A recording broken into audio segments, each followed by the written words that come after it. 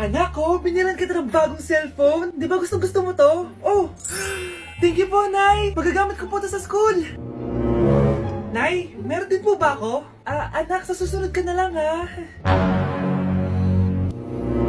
A few moments later. Wow, bagong cellphone? Ang ganda, di ba?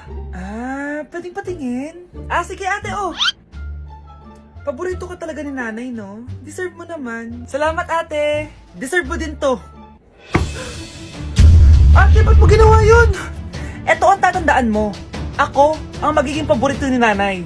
Basag na! Aray! Nay! Oo, anong nangyayari dito? Nay, sinaktan po ako ni Kyle.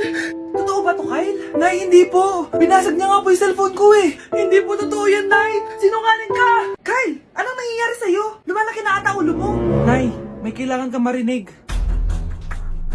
Deserve mo din to. Ate, ba't mo ginawa yun? Eto ang tatandaan mo. Ako ang magiging paborito ni nanay. Nay! Lalo mo lang ako binigyan ng dahilan kung bakit hindi ikaw ang paborito kong anak.